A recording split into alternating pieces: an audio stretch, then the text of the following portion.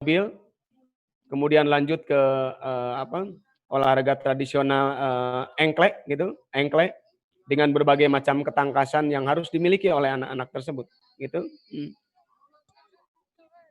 Dan ini program ini berhasil menggerakkan, keinginan anak-anak untuk menggerakkan tubuhnya berolahraga di pedesaan, sampai ke pedesaan. Jadi bagaimana, pengrajin dari egrang itu juga, apa namanya, berkembang, pengrajin kelong batok juga bersama-sama gitu, memproduksi gitu, ya. Ini dingklik oglak-aglik atau prepet jengkol, mhm, dan oke, oke, nah, bagaimana promosi dilakukan? Ini sebuah promosi yang kita lakukan juga. Jadi, kita berkeliling ke negara-negara, untuk mempromosikan olahraga tradisional kita. Ini, contohnya kita berkunjung, ini ke, Australia.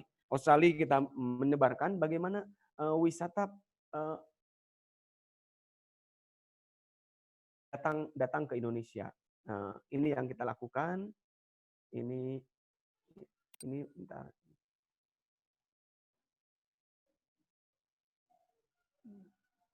Entar ada filmnya, oh tidak keluar ya. Oke, sampai memang, akhirnya, beberapa promosi juga kita lakukan. Ini contohnya ini di Belanda. Di Belanda ini, kita diundang oleh, apa, sekolahnya anaknya Ratu Belanda untuk mengajarkan anak-anaknya Ratu Belanda bermain permainan tradisional. Ternyata hampir sekeliling sekolahnya itu semua olahraga tradisional, dari mulai egrang, engklek, terus, apa namanya, apa, gobak sodor itu ada di sekeliling sekolah mereka, di komplek, sekolah anak-anaknya, Ratu Belanda gitu. Jadi mereka mengembangkan permainan sebagai basis dia untuk bergerak dengan cara yang menyenangkan. Nah ini, saya mencoba bermain, namanya, salam sabrang dengan salah satu cucunya Ratu Beatrix atau Putri Ariane. Dan ini menurut saya, sangat kaget saya waktu itu juga karena, ternyata mereka sangat konsentrasi dengan, olahraga tradisional ini. Nah, hasil, dampak dari, promosi-promosi pariwisata ini akhirnya banyaklah berbondong-bondong, masyarakat dari luar untuk berkunjung ke tempat, olahraga tradisional di Indonesia, untuk berkunjung bersama-sama, gitu. Ini ada dari, apa, pemuda-pemuda, dari beberapa negara di Eropa. Mereka berdatang ke tempat untuk, bermain bersama, gitu. Dan banyak hal. Ini dari, 40, guru-guru dari Amerika juga berkunjung ke kita untuk melakukan olahraga tradisional, bahkan, beberapa data juga, mereka minta tentang permainan tersebut, divideokan untuk diajarkan ke sekolah-sekolah mereka. Sama seperti di beberapa negara memang, eee apa, olahraga tradisional atau olahraga pendidikan yang diterapkan itu ya permainan tradisional. Seperti waktu di, di salah satu kota di Kanazawa di Jepang juga, mereka menggunakan, permainan tradisional sebagai pembelajaran olahraga untuk anak SD dan SMP. Jadi anak SMP mulai dengan bola yang aslinya olahraga menuju olahraga prestasi, tapi olahraga tradisional itu sebagai media dasar dia untuk bergerak. Jadi ada, mungkin, teman-teman semua masih ingat ya permainan yang mengangkat tubuh teman-temannya, terus kayak kuda, terus mereka balapan gitu. Mereka seolah-olah rindu dengan pembelajaran olahraga ini, karena apa, sangat menyenangkan sekali yang saya lihat gitu. Nah ini, guru-guru dari Amerika pun, mereka ingin membawa itu sebagai, apa, basis mereka pengenalan olahraga pendidikan, gitu.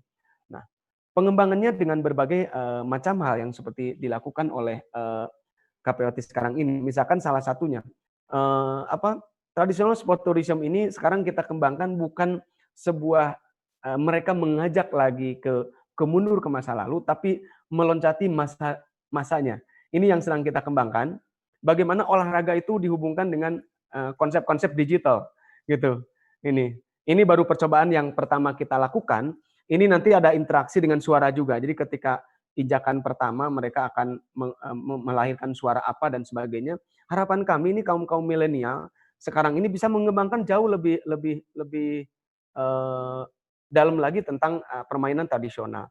Ini, salah satu percobaan kami yang ini, kita juga, gasing.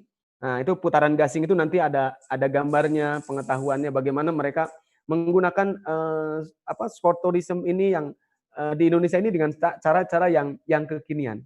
Nah, itu yang sedang kami kembangkan, yang terutama bagaimana di KPOT ini kita membagi bahwa permainan tradisional yang termaktub dalam dua undang-undang, penguatannya Undang-Undang Nomor 3 Tahun 2005 gitu kan tentang olahraga nasional, juga di Undang-Undang Nomor 5 2017 kaitan dengan Undang-Undang Pemajuan Kebudayaan. Di sana jelas sekali terlihat bahwa dua OPK, objek pemajuan kebudayaan kita adalah olahraga tradisional dan permainan rakyat.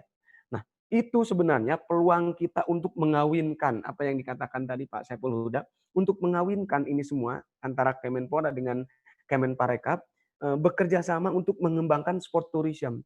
Yang paling mudah dan paling murah yang kami tawarkan adalah permainan rakyat atau olahraga tradisional.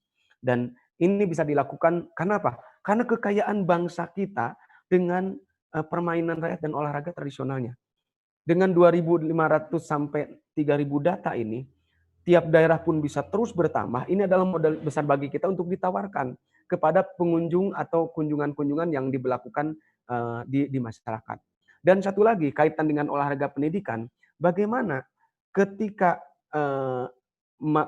olahraga tradisional itu masuk dalam kurikulum yang sekarang kita sudah sedang jajaki ya, dan sedang jajaki dan sudah direspon oleh Kementerian Kemendikbud untuk memajukan olahraga tradisional masuk dalam kurikulum.